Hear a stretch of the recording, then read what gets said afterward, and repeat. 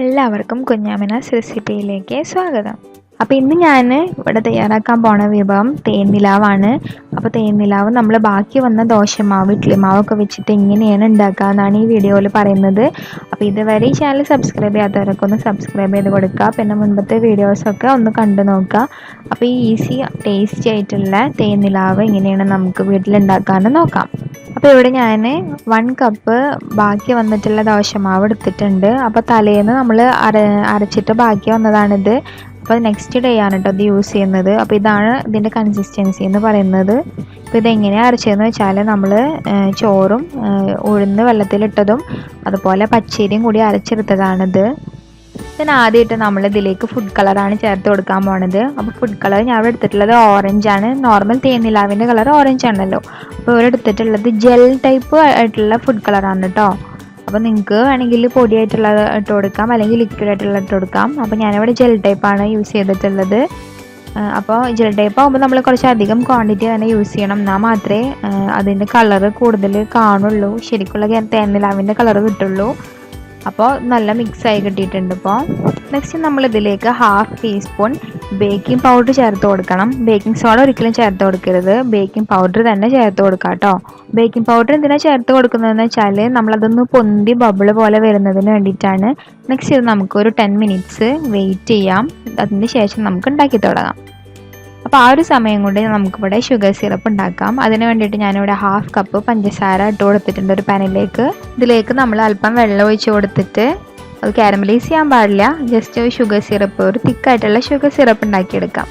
അപ്പോൾ കണ്ടിന്യൂസ് ആയിട്ട് 10 മിനിറ്റ്സ് നമ്മളിത് ബോയിൽ ചെയ്യാൻ വേണ്ടിയിട്ട് വെയിറ്റ് ചെയ്യുക. അപ്പോൾ ആ ഒരു സമയം കൊണ്ട് നമ്മളുടെ മാവ് ഇപ്പോൾ 10 മിനിറ്റ്സ് കഴിഞ്ഞിട്ട് കറക്റ്റായി കിട്ടിയിട്ടുണ്ട്.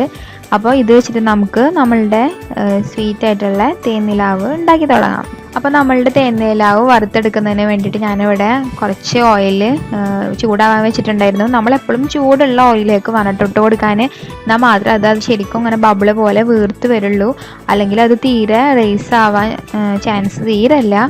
അപ്പോൾ നല്ല ചൂടുള്ള ഓയിലിലേക്ക് വേണം നമ്മൾ ഇതിട്ട് കൊടുക്കാൻ വേണ്ടിയിട്ട്. അപ്പോൾ കയ്യിൽ ഒന്ന് നനച്ച ശേഷം നമ്മൾ ജസ്റ്റ് ഇങ്ങനെ അല്പാൽപ്പമായിട്ട് ഇങ്ങനെ ഇട്ടിച്ച് കൊടുത്താൽ മതിയാവും. അപ്പോൾ നമ്മൾ കുറച്ചായിട്ട് ഇങ്ങനെ എത്തിച്ച് കൊടുക്കായിരിക്കും ബെറ്റർ, കാരണം അതിങ്ങനെ റേസ് ചെയ്ത് വരുമ്പോൾ സ്പേസ് ഉണ്ടാവില്ല. അപ്പോൾ നന്നായി ഡീപ്പ് ഫ്രൈ ആവണ വരെ നമുക്കൊന്ന് വെയിറ്റ് ചെയ്യാം കേട്ടോ. അപ്പോൾ ആ ഫ്രൈ ആവുന്നതിൻ്റെ ഒപ്പം തന്നെ കണ്ടില്ലേ, അതിങ്ങനെ ഉരുളായിട്ട് വന്നിട്ടുണ്ട്, അതിൻ്റെ കളറും ചേഞ്ചായി വന്നിട്ടുണ്ട്. അപ്പോൾ ഇതേപോലെ തന്നെ നമുക്ക് ജിലേബി ഉണ്ടാക്കാൻ പറ്റും ബാക്കി വന്നിട്ടുള്ള ദോശമാവിന്നും ഇഡ്ലി മാവിന്നും. അപ്പോൾ അത് ഞാൻ ഓൾറെഡി ട്രൈ ചെയ്ത് നോക്കിയിട്ടുണ്ട്, പക്ഷെ അതിൻ്റെ വീഡിയോ ഇതുവരെ ഷൂട്ട് ചെയ്തിട്ടില്ല. അപ്പോൾ നെക്സ്റ്റ് ഞാൻ അതിൻ്റെ വീഡിയോ ഷൂട്ട് ചെയ്തിട്ടുണ്ട് കേട്ടോ. അപ്പോൾ നമ്മളുടെ തേനിലാവിൻ്റെ ഇപ്പോൾ ഫ്രൈ ചെയ്ത് കിട്ടിയിട്ടുണ്ട്. അപ്പോൾ ഇതേ ഒരു കളറാകുമ്പോൾ നമുക്ക് സ്റ്റോപ്പ് ചെയ്യാം കേട്ടോ. അപ്പോൾ ഒരു നല്ല ഡീപ്പ് ഫ്രൈ ആയി കിട്ടാൻ വേണ്ടിയിട്ട് നമ്മൾ നല്ല കുഴിയുള്ള പാത്രം, ചീനച്ചട്ടി പോലുള്ള പാത്രങ്ങളിൽ പൊരിച്ചെടുക്കാവും ബെറ്റർ.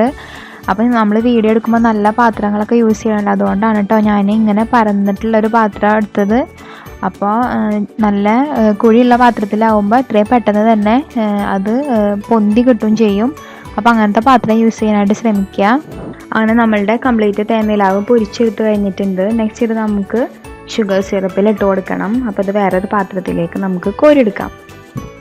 അപ്പോൾ നമ്മൾ ഷുഗർ സിറപ്പ് നമ്മൾ ഓൾറെഡി ഇവിടെ തയ്യാറാക്കി വെച്ചിട്ടുണ്ടായിരുന്നല്ലോ. അപ്പോൾ അതിലേക്ക് നമ്മൾ പൊരിച്ചിട്ടുള്ള ഈ തേനിലാവ് ഇട്ട് കൊടുക്കുക.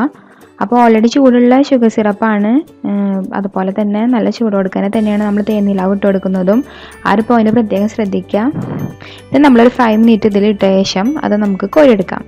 നെക്സ്റ്റ് നമ്മൾ എന്താ ചെയ്യേണ്ടതെന്ന് വെച്ചാൽ, നമ്മൾ തേനിലാവ് കാണുമ്പോൾ അതിൻ്റെ മുകളിലുണ്ടാവുമല്ലോ കുറച്ച് പഞ്ചസാര തരികൾ.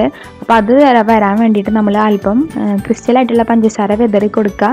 പിന്നെ അതൊന്ന് മിക്സ് ചെയ്ത് കൊടുക്കുക. അപ്പോൾ നമ്മൾ ആ ഷുഗർ സിറപ്പിൽ നിന്ന് എടുത്ത ഉടനെയാണ് കേട്ടോ ഇത് ചെയ്യേണ്ടത്. പിന്നെ ആ ലിക്വിഡൊക്കെ ഒന്ന് ഡ്രൈ ആയതിന് ശേഷമാണ് ഇങ്ങനെ ചെയ്യേണ്ടത്.